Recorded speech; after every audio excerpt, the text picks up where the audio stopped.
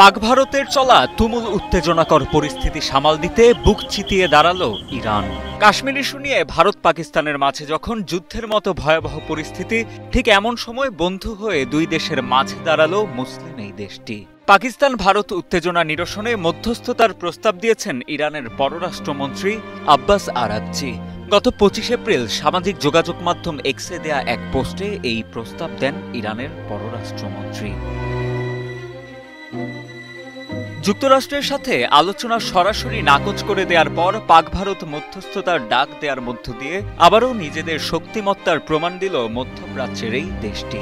X পোস্টে Araghchi জানান, ভারত ও পাকিস্তান ইরানের ভ্রাতৃপ্রতিম প্রতিবেশী। আমরা এমন সম্পর্ক উপভোগ করছি যা কয়েক দশক পুরনো সাংস্কৃতিক সভ্যতায় নিহিত। অন্যান্য প্রতিবেশীর মতো তাদেরও আমরা সর্বাগ্রে অগ্রাধিকার হিসেবে বিবেচনা করি। তিনি এ সম্পর্কে আরও জানান, ইসলামাবাদ ও নয়াদিল্লিতে থাকা আমাদের দূতাবাসের মাধ্যমে আমরা এই কঠিন সময়ে দুই দেশের মধ্যে বৃহৎ বোঝাপড়া তৈরি করতে চাই।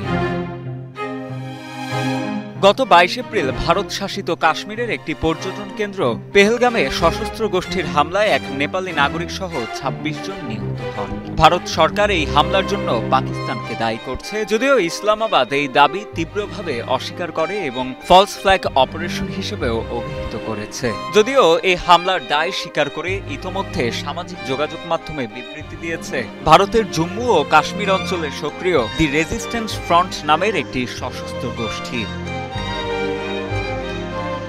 2019 সালের শেষ দিকে আত্মপ্রকাশ করা এই গোষ্ঠী পাকিস্তান ভিত্তিক জঙ্গি সংগঠন লস্কর-ই-তৈয়বার একটি ছদ্মবেশী রূপ বা শাখা বলে ধারণা করা হয়। হামলার পরদিন বুধবার পাকিস্তানি নাগরিকদের ভিসা বাতিল ও সিন্ধু পানি চুক্তি স্থগিত সহ বেশ কিছু পদক্ষেপ নেয় ভারত। ভারতের পদক্ষেপের জবাবে পাকিস্তানও কিছু কঠোর পদক্ষেপ নেয়। ভারতীয়দের ভিসা বাতিল, দেশটির সঙ্গে বাণিজ্য স্থগিত, ভারতের বিমানের জন্য আকাশসীমা বন্ধ সহ বুধবার বেশ কয়েকটি পাল্টা পদক্ষেপের ঘোষণা দেয় ইসলামাবাদ। পাল্টাপাল্টি এসব পদক্ষেপে দেশ দুটির মধ্যে নতুন করে দেখা দেয় উত্তেজনা, যা সামরিক সংঘাতে গড়াতে পারে বলে শঙ্কা করছেন অনেকেই। এদিকে গত মাসে ইরানের পরমাণু নিরস্ত্রীকরণ নিয়ে যুক্তরাষ্ট্রের হুমকির মুখে ইরান যখন তার আলোচনা সরাসরি নাকচ করে দিল, তার পরপরই নিজেদের কর্তৃত্ব আর শক্তির পরোক্ষ জানান দিচ্ছে ইরান, যেখানে এটাই বোঝাতে চায় যে কোনো টানটান মুহূর্ত সামাল দিতে প্রস্তুত ইরান।